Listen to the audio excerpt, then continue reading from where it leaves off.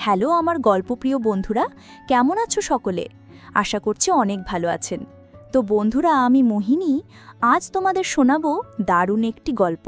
তাই হেডফোন কানে লাগিয়ে বসে পড়ে যাও। গ্রামের নাম রূপপুর। দিগন্তজোড়া সবুজ ধান খেয়ে তার মেঠো পথের ধারে ফুটে থাকা বুনো ফুলের শান্তিতে ঘেরা এক জগৎ। এই গ্রামেরই এক প্রান্তে থাকত মোহিনী।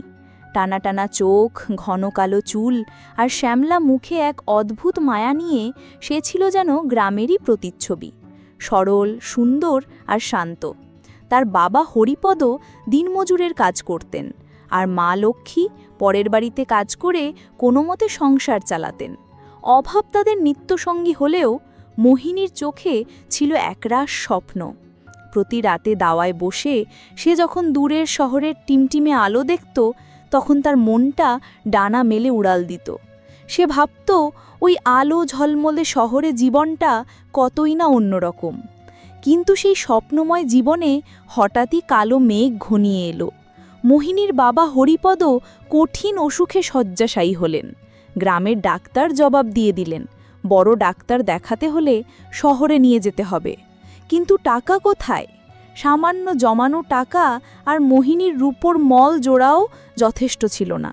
উপায় না দেখে গ্রামের এক পরিচিত কাকার মাধ্যমে মোহিনী শহরে কাজ করার সিদ্ধান্ত নিল। মায়ের শত আপত্তি আর চোখের জলকে সঙ্গী করে সে কলকাতার ট্রেনে চড়ে বসল। জানালার বাইরে সোনালু গ্রামটা যখন একটু একটু করে মিলিয়ে যাচ্ছিল, তখন তার বুকটা ভয়ে আর উত্তেজনায় কাঁপছিল। সে কি জানত এই শহর তার জীবনকে কোন খাতে বয়ে নিয়ে যাবে? কলকাতা শহরটা যেন এক বিশাল দৈত্য, কোলাহলপূর্ণ, ব্যস্ত আর অচেনা। হাওড়া স্টেশনে নেমে মোহিনীর মাথা ঘুরে গেল।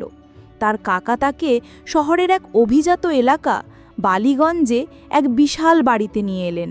বাড়ির নাম শান্তিনিবাস, চৌধুরী বাড়ি। বাড়ির কর্ত্রী মিসেস শর্মিলা চৌধুরী ছিলেন একজন রাশভারী মহিলা। তিনি মোহিনীকে আপাদমস্তক মেপে নিয়ে বাড়ির কঠিন নিয়মকানুন বুঝিয়ে দিলেন। ঘর মোছা, বাসন মাজা থেকে শুরু করে রান্নাঘরে সাহায্য করা সবই করতে হবে। মাইনে সামান্য হলেও অসুস্থ বাবার মুখটা মনে করে মোহিনী সবকিছু মেনে নিল। চৌধুরী পরিবারে কর্তা মিস্টার অমিতাভ চৌধুরী, তার স্ত্রী শর্মিলা এবং তাদের একমাত্র ছেলে রাহুল থাকত। রাহুল তখন বিলেত থেকে ছুটিতে বাড়ি এসেছিল। প্রথম কয়েক মাস মোহিনীর খুব কষ্টে কাটল। শহরের জীবনের সাথে মানিয়ে নিতে তার ভীষণ অসুবিধে হচ্ছিল। গ্রামের সেই শান্ত পরিবেশের জন্য মন কেমন করত। মিসেস চৌধুরীর কড়া শাসন আর অন্য কাজের লোকেদের টিপ্পনি ছিল তার নিত্যসঙ্গী। এই কঠোর রুটিনের মধ্যেই এক পশলা বৃষ্টির মতো তার জীবনে এলো রাহুল। সে ছিল তার বাবা মায়ের থেকে সম্পূর্ণ আলাদা, শান্ত, ভদ্র এবং কিছুটা একাকী। একদিন সন্ধ্যায় বাগানে কাজ করার সময় হঠাৎ কালবৈশাখী ঝড় উঠলে মোহিনী বারান্দায় আশ্রয় নেয়। সেখানেই দাঁড়িয়ে বৃষ্টি দেখছিল রাহুল। মোহিনীকে দেখে সে মৃদু হেসে তার নাম জিজ্ঞেস করে। সেই প্রথম চৌধুরী বাড়িতে কেউ তার সাথে এত সুন্দর করে কথা বলল। এরপর থেকেই তাদের মধ্যে ধীরে ধীরে কথা শুরু হলো। রাহুল তাকে বই এনে দিত, তার সাথে গ্রামের গল্প শুনত, নিজের একাকী জীবনের কথা বলতো। মোহিনী রাহুলের মধ্যে এমন একজনকে খুঁজে পেল যে তাকে শুধু কাজের মেয়ে হিসাবে নয়, একজন মানুষ হিসেবে সম্মান করত। নিজের অজান্তেই মোহিনীর মনে রাহুলের জন্য এক বিশেষ জায়গা তৈরি হতে শুরু করল। তাদের সম্পর্কটা গভীর হতে বেশি সময় লাগল না। রাতের নিস্তব্ধতায় তারা লুকিয়ে দেখা করত। রাহুল তাকে গিটার বাজিয়ে গান শোনাত, তার বিলেতের গল্প বলতো।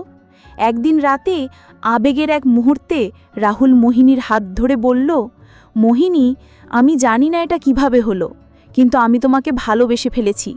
তোমার সরলতা, তোমার সত্যতা আমাকে মুগ্ধ করে। আমি জানি আমাদের মধ্যে অনেক তফাত, কিন্তু ভালোবাসা তো কোনো বাধা মানে না।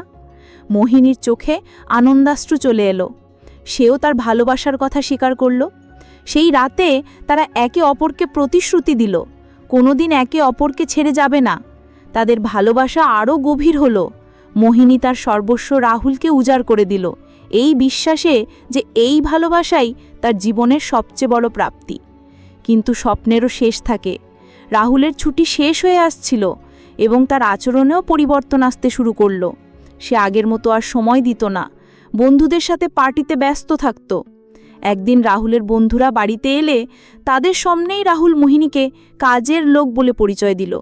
কথাটা একটা ধারালো ছুরির মতো মোহিনীর বুকে বিঁধল। এর কিছুদিন পরেই মিসেস শর্মিলা রাহুলের জন্য এক ধনী শিল্পপতির মেয়ে রিয়ার সাথে তার বিয়ে ঠিক করলেন।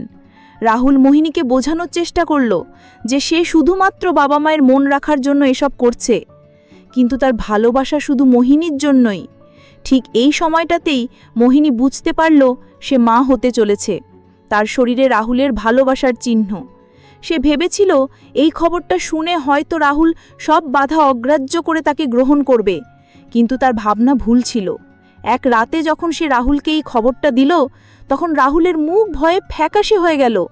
সে চিৎকার করে বলল, এটা অসম্ভব, এই সন্তানের সাথে আমার কোনো সম্পর্ক নেই। তুমি একটা কাজের মেয়ে, আর তোমার জায়গাও সেখানেই। টাকা পয়সার লোভে তুমি আমার জীবনটা নষ্ট করতে চাইছো। মোহিনীর পায়ের তলার মাটি সরে গেল। যে মানুষটাকে সে তার জীবনের সব কিছু ভেবেছিল, সেই মানুষটার মুখেই কথাগুলো সে বিশ্বাস করতে পারছিল না। পরদিন সকালে মিসেস চৌধুরী মোহিনীকে চুরির অপবাদ দিয়ে বাড়ি থেকে বের করে দিলেন। অসহায় গর্ভবতী মোহিনী যখন শেষবারের মতো রাহুলের দিকে তাকালো, তখন রাহুল মুখ ফিরিয়ে নিল। তার চোখে ছিল শুধু ঘৃণা আর অবহেলা। কলকাতা শহরের রাস্তায় একা নিঃস্ব মোহিনী কোথায় যাবে, কি করবে কিছুই বুঝতে পারছিল না, কিন্তু তার গর্ভের সন্তান তাকে বাঁচার নতুন প্রেরণা দিল। সে হার মানবে না, তার সন্তানের জন্য তাকে বাঁচতে হবে। অনেক কষ্টে সে একটা বস্তি এলাকায় একটা ছোট ঘর ভাড়া নিয়ে চায়ের দোকানে বাসন মাজার কাজ নিল। সারা দিন হাড় ভাঙা খাটুনির পর সে যখন ঘরে ফিরত, তখন তার শরীর আর চলত না, কিন্তু সে দাঁতে দাঁত চেপে সব কষ্ট সহ্য করত। কয়েক মাস পর মোহিনীর এক ফুটফুটে ছেলে হলো। সে তার নাম রাখল আকাশ। আকাশকে ঘিরেই তার নতুন পৃথিবী তৈরি হলো।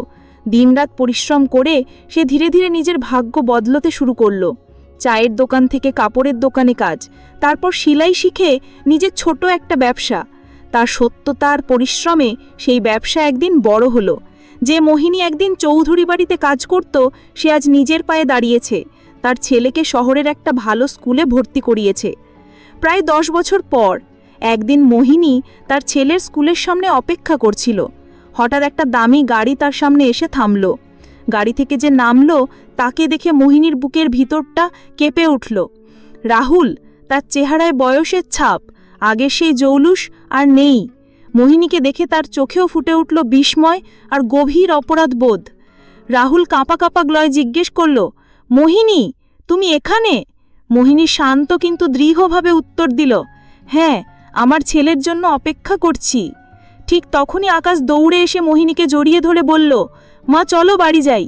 রাহুল অপলক দৃষ্টিতে আকাশের দিকে তাকিয়ে থাকল। তার চোখ দিয়ে জল গড়িয়ে পড়ল। সে ফিসফিস করে জিজ্ঞেস করল, ও কি আমার? মোহিনী তাকে কথা শেষ করতে দিল না। সে আকাশের মাথায় হাত রেখে বলল, না, ও শুধু আমার ছেলে, আমার আকাশ। ওর পরিচয়ের জন্য কোনো চৌধুরী পদবীর দরকার নেই। এই বলে মোহিনী তার ছেলের হাত ধরে নিজের নতুন জীবনের পথে এগিয়ে গেল। পেছনে পড়ে রইল রাহুল, তার অসম্পূর্ণ ভালোবাসা আর একরাশ অনুশোচনা নিয়ে। মোহিনী সেদিন বুঝতে পেরেছিল সে রাহুলকে হারিয়ে আসলে নিজেকে খুঁজে পেয়েছে। যে ভালোবাসা আত্মসম্মান কেড়ে নেয় তা ভালোবাসা নয়। রূপপুর গায়ে সেই সহজ সরল মেয়েটি আজ শহরের বুকে এক স্বনির্ভর শক্তিশালী নারী, যার পরিচয় তার নিজের কর্মে, তার মাতৃত্বে। বন্ধুরা, আজকের গল্পটি এই পর্যন্তই।